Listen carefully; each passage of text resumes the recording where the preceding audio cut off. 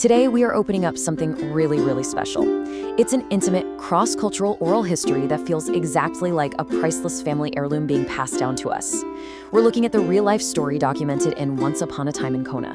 But here's the best part. We're exploring all of this through the eyes of Michael, a grandson reflecting on his family's incredible romance, their literally backbreaking labor, and their deeply enduring legacy on the slopes of the Big Island. So let's dive right into these memories and see how a completely chance meeting turned into a legacy that survived some pretty unimaginable hardships. Now, to really get this story, we first have to understand exactly who's telling it. Michael, the grandson of our two main figures, reflects on this beautifully.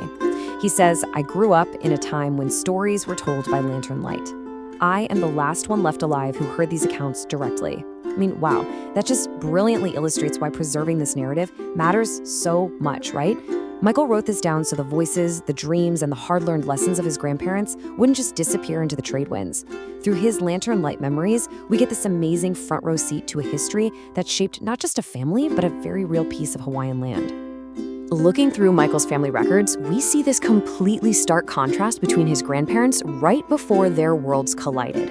On one side, you've got his grandmother, Emily Aliwahi. She had deep Hawaiian roots tied to the Ali'i royalty, but she was actually raised through Hanai, which is a traditional Hawaiian adoption, by missionaries.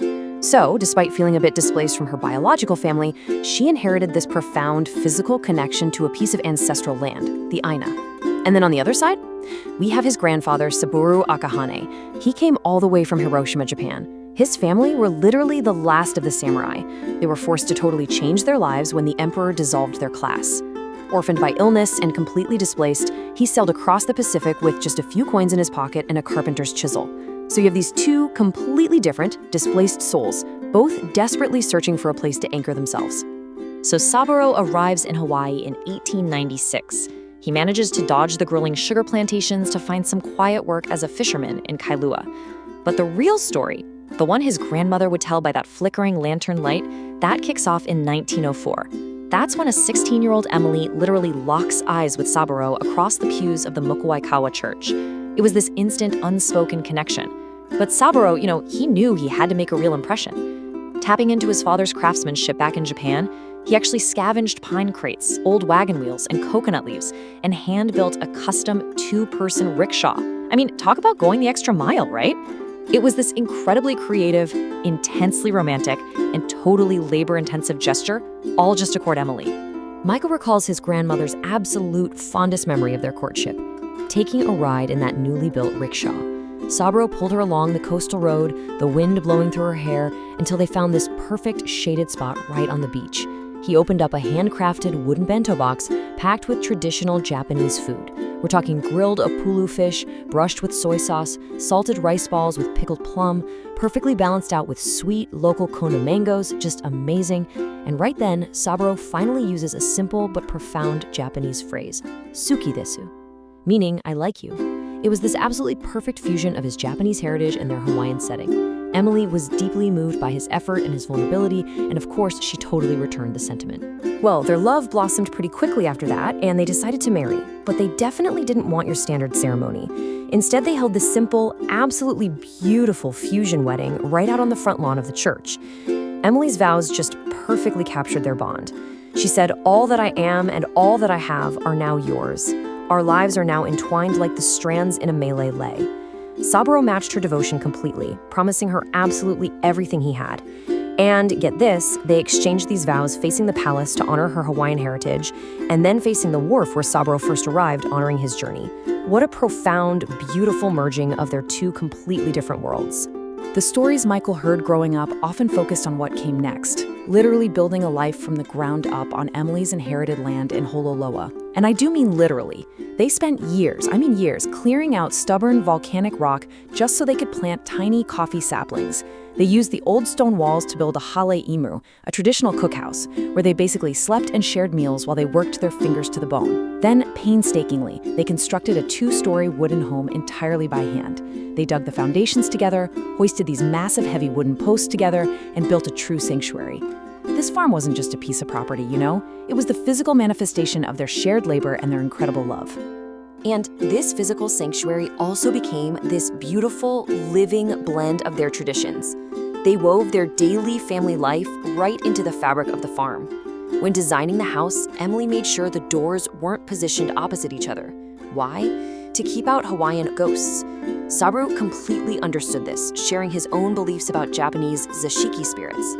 Inside, they lived tatami style, meaning they slept on the floor, but they used traditional Hawaiian woven lahala mats. And perhaps the most beautiful part is that when their daughter Yuki was born, Emily followed the really sacred Hawaiian tradition of planting the baby's placenta directly in the aina, the farm's soil. This was to physically and spiritually bind her to the land. They just operated as true equals, honoring both cultures as they raised their growing family. But, the stories Michael inherited also carry some profound heartbreak. Fast forward to 1918. While out picking coffee, the earth literally shifted beneath Saburo's ladder.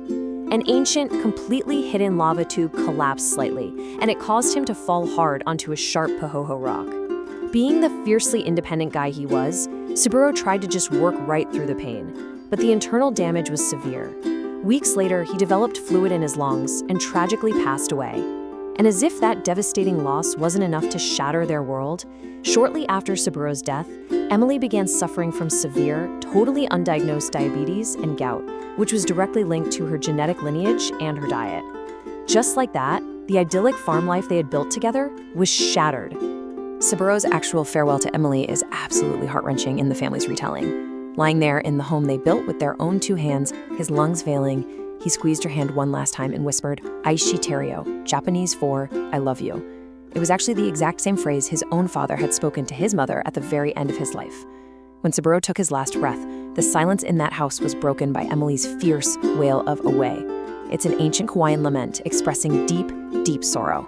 That single cry really marked the end of her great romance and the beginning of a grueling, grueling test of her resilience. Which brings us to a really emotional question, one I want you to just stop and reflect on for a second. How do you save a family when your own body is failing? Think about it. Emily was a 33-year-old widow. Her blood sugar was spiking wildly, she had this constant, unquenchable thirst, and the gout in her foot was so unimaginably painful that even the touch of a light blanket felt like fire. She couldn't tend the coffee trees, she could barely even lift a laundry basket, and she had 4 young children completely depending on her. She was pushed into a corner that is just unimaginable. And her answer to that impossible question was the ultimate sacrifice. Remembering an old Hawaiian proverb all about family helping family, Emily wrote to her relatives over in Honolulu. She packed up these small suitcases for her 3 young boys, David, Alfred, and John, and took them down to the Kailua Kona wharf. She literally put them on an inter-island steamer to go live with their uncles. She was sacrificing her own daily joy of watching her boys grow up, all just to ensure they would have full rice bowls and an actual future. She kept only her daughter Yuki with her, choosing to remain fully anchored to the Hololoa farm. What followed were undoubtedly the darkest years in the farm's entire history. While her sons actually thrived over in Honolulu, Emily's farm fell into really deep disrepair. The once pristine coffee rows they had planted by hand, they grew completely wild and untamed. That beautiful wooden farmhouse they had built together began to rot and sag under the heavy seasonal rains. Emily was mostly confined to her house as her health just kept deteriorating. Finally, in 1945, after receiving the absolutely tragic news that her eldest son had died, the isolation just became too much to bear. She wrote a letter to Yuki, who had since married and moved away to Honolulu, literally pleading for her daughter to return and save their family's heritage. And this right here is where the legacy is rescued. Yuki and her husband Felix actually chose the farm over their comfortable life in the city, and they returned to Holualoa. Felix, who was this incredibly hard worker, took charge right away. He painstakingly rebuilt the sagging lanai, he added a brand new kitchen, poured fresh concrete floors, and painted the whole house this vibrant forest green with a bright red roof. Meanwhile, Yugi nursed Emily back to health with a really careful diet and just pure, loving care. Eventually, those wild coffee trees were tamed, the land started producing again, and the family truly thrived. Together, they literally breathed life back into Emily's fading world.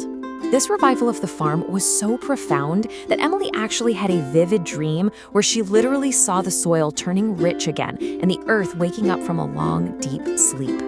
Because of this, when her next grandson was born, Emily gave him a very specific Hawaiian name, Keala Honua. It translates to the awakening of the earth. And guess what? That grandson is Michael, the very person whose memories and written accounts we've been following this whole time. His birth perfectly symbolized the literal rebirth of the farm and the continuation of this completely incredible cross-cultural bloodline. This brings us to the absolute core ethos of this entire story. Emily's father gave her this land with one very strict instruction: never sell what cannot be replaced. And despite crushing poverty, despite the tragic death of her husband, despite crippling illness and decades of immense hardship, Emily honored that promise to the very end. Before she passed, sitting right there on that rebuilt porch surrounded by her family, she officially deeded the property to Yuki. The land remained in the Ohana. It was safe for the next generation. I want to leave you with a final thought, kind of echoing those lantern light stories Michael heard as a boy. As the lantern light fades in our own lives, what irreplaceable legacies are we preserving for our descendants? Think about it. Emily and Savaro built a legacy of love, hard work, and cultural fusion right out of volcanic rock. It really challenges us to look closely at our own family stories, to acknowledge the sacrifices made for us, and to ask ourselves what we are building right now that cannot be replaced. Thank you so much for joining me to uncover the remarkable history of the Akahani farm family.